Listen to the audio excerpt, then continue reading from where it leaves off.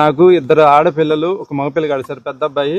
ఏ మగపిల్లగాడు అయితే ఉండో ఆ పిల్లగాడిని పశుమతి కిషోర్ దగ్గర నేను చదివిస్తే అతను లాస్ట్కి ఈ అమౌంట్, కాలేజీ అమౌంట్ అయితేనే, అబ్రూడ్ పంపించిన అమౌంట్ అయితేనేమి మొత్తం కట్టించుకొని నీకు దిక్కుండా కాడ చెప్పండి, ఒకసారి ఢిల్లీ పంపించి ఇంటర్వ్యూ తీసుకొని అక్కడ ఫెయిల్ అయిన రిఫ్యూజ్ వచ్చింది, మీది వీసా.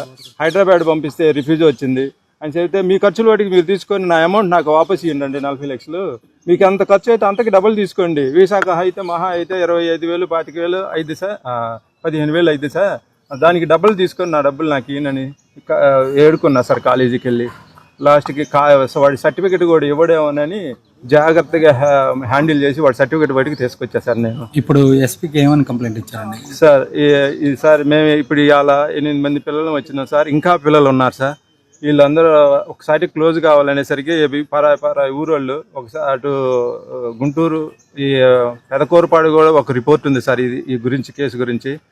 అట్లా ఉన్నారు కాబట్టి అందరూ ఒకసారి నాకు సెట్ కాలేదు సార్. సెట్ కాలేదు కాబట్టి ఇప్పుడు ఎస్పీ గారు ఏమన్నారంటే ఈ అప్లికేషన్స్ మొత్తం వచ్చాయి కాబట్టి ఈ మొత్తం ఒక సైడ్ పెట్టి దీని గురించి క్షుణ్ణంగా ఆలోచించి దీనికి ఒక న్యాయం అనేది చెయ్యాలి